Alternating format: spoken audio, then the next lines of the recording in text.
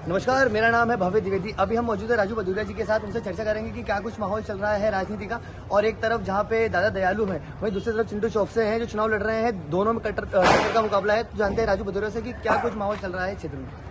नमस्कार, क्या माहौल चल रहा है अपने क्षेत्र में? परिवर्तन की लहर है। जनता भोजन भंडारे और दुनियादारी से सुविधाओं की तरफ जाना चाहती है। जनता चाहती है कि हमको बेरोजगारी, महंगाई, इन चीज से निजात मिले। साथ में मूलभूत सुविधाओं के लिए हमको ऐसा नेता मिले जो हमारे बीच में 5 साल काम करता हो। ये नहीं कि चुनाव के समय आए 6 महीने मात्र लोगों को दर्शन दिए और उसके बाद में नमस्ते। जनता ढूंढती रहेगी काम करती है। अब विधायक वो चाहिए जनता को जो जनता के बीच में जाए, जनता से बात करे, जनता की बात को भरोसे में लेकर उनके हिसाब से काम करे। वो नेता नहीं चाहिए कि जिसके चक्कर जनता काटे, उसके घर पे जाए 5-10 बार मिले नहीं और उसके बाद जनता चक्कर काटते काटते महसूस के अपने घर रह जाए। ये बात सामने आई है कि जो रमेश दादा हैं वह मध्य प्रदेश में सबसे लोकप्रिय विधायक रह चुके हैं। सबसे भारी मतों से जीतने वाले जो विधायक हैं मध्य प्रदेश में, उनमें दादा दयालु का नाम आता है।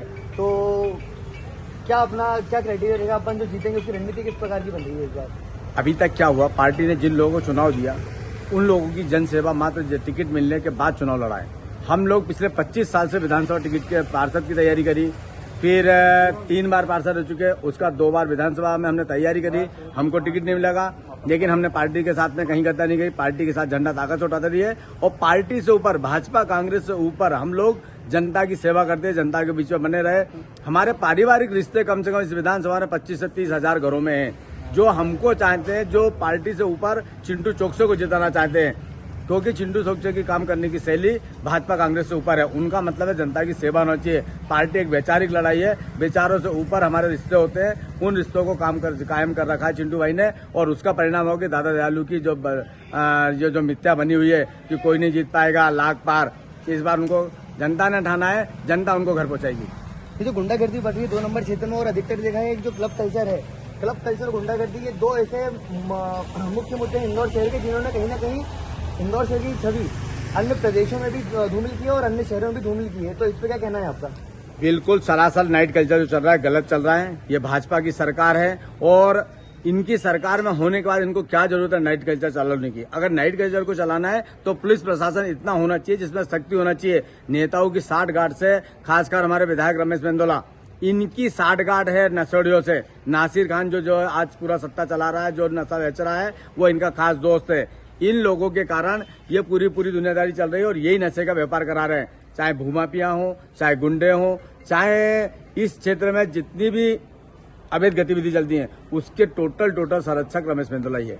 अच्छा, ये एक बहुत आपके लिए एक बहुत चैलेंजिंग टास्क है 2 नंबर के लिए कि यहाँ जो नशा है और जो क्लब कल्चर है वो सबसे ज्यादा बढ़ रहा है और इससे बहुत सारी जो चीजें हैं वो कहीं ना कहीं दिक्कतें हो रही है। जो बाहर से युवक युवतियां आ रहे हैं यहाँ पे पढ़ने, वो गलत दिशा में जा रहे हैं। और इसी को लेकर कैलाश विजयवर्गीय ने एक भाषण भी दिया था जिसके दौरान उन्होंने कहा था कि नाइट कल्चर पर पूर्ण रूप से रोक लगनी चाहिए और ऐसी जो प्रतिक्रियाएं हो रही है, जो अश्लील हरकतें हो रही है, इस पर रोक लगनी चाहिए। उसके बावजूद भी प्रशासन ने और शासन द्वारा इस चीज पे नियम तो हालांकि बनाए, लेकिन उसके बाद भी रोक नहीं लगी। तो इस पर क्या कहना, अगर अपनी सरकार आती है, अगर 2 नंबर में अपने विधायक आते हैं, तो अपन इसको किस हिसाब से मैनेज करेंगे और किस चीज से इन चीजों पर रोक लगेंगे? वो कहने के नाइट कल्चर भी बहुत बड़ा मुद्दा है। 12 के बाद जो DITR से चालू है, वहीं पर भी कुछ ना कुछ ऐसा देखा गया है कि कहीं ना कहीं कितना ही अभी फिलहाल में आचार संहिता चल रही है, उसके बावजूद भी देर रात तक लोग निकल रहे हैं, युवक कितना बाहर निकल रहे हैं। तो इस पे क्या कहना है आपका? अपन क्या प्लानिंग करेंगे इस बार? सबसे पहले लोगों को नाइट कल्चर का मतलब समझाना है। नाइट कल्चर का मतलब ये होता है कि लोग रात में लोगों जो नौकरी कर रहे हैं, जॉब कर रहे हैं। हमारा इंदौर मेट्रो शहर बन रहा है, हमारा इंदौर मिनी बॉम्बे बनने जा रहा है। यहाँ पर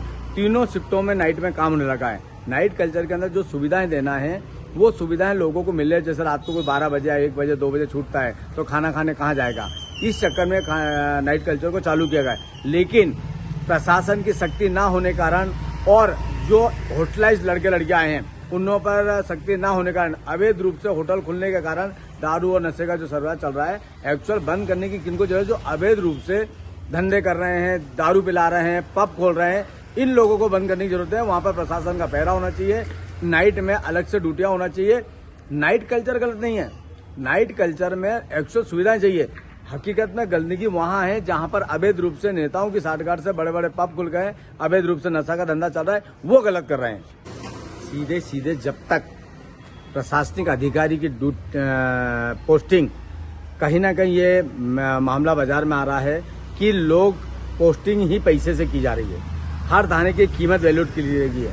इस थाने पे इतना पैसा लगेगा, इस थाने की पोस्टिंग में इतना पैसा लगेगा। जब अधिकारी पैसा देके ही आएगा तो स्वाभाविक बात है वो अपने नौकरी को बचाने के लिए कहीं ना कहीं अवैध गतिविधि अवेलेबल भी होगा। जो लोग इस गधे धंधे को करा रहे हैं वो कहीं ना कहीं उनको ये भूल रहे हैं, क्योंकि जो हमारे क्षेत्र के विधायक है ना तो उनकी बीवी है, ना बच्चे हैं, ना खानदान है, उनको उस चीज़ का दर्द ही नहीं है। जिसका बेटा मरता है या जिसकी बेटी के साथ छेड़खानी होती है, जिसके परिवार के साथ छेड़खानी होती है, उस आदमी को, पारिवारिक आदमी को इस चीज़ का दर्द होता है। हमारे विधायक का कोई तो ही नहीं, कब क्या पता उठेंगे, हार जाएंगे तो उत्तराखंड चले जाएंगे, उनका क्या जाएगा। मरेगा वो जो इनके साथ काम कर रहा है, तकलीफ वो झेलेंगे जो इनके साथ तकलीफ बुराई भलाई पड़ रहा है। पहले भी कई इन्होंने राजनीति जो कर रहे हैं वो भी कहीं ना कहीं किसी के मरने पे की है।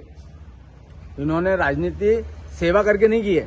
अगर वास्तविक सेवा करते तो जनता के बीच में जाते, जनता से बात करते, जनता की समस्या को सुनते और उसके बाद उस काम को अंजाम देते।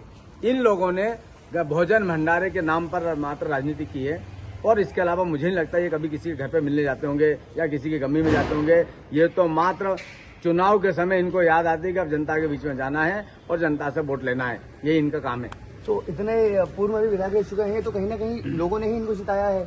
नो डाउट लोगों ने इन्हें जिताया है। उस समय कांग्रेस का जो राजनीति करने वाला व्यक्ति था या जिसको उनके पीछे लाए हैं, हो सकता है उनकी वर्किंग ठीक नहीं हो, लेकिन चिंटू भाई पे पूरा भरोसा है। चिंटू भाई विपक्ष में 15 साल से कंटिन्यू पार्षद हैं, सत्ता के खिलाफ अपने वार्ड में काम कर रहे हैं, लोगों के सुख दुख में इन्वॉल्व हैं। हमारे वार्ड में जाकर देखो कहीं नशा पत्ता या किस टाइप की कोई गतिविधि हो, हम लोग खुद पहुंचते हैं, टीआई को बुलाते हैं और उस क्षेत्र से नशा पत्ता बंद करा देते हैं।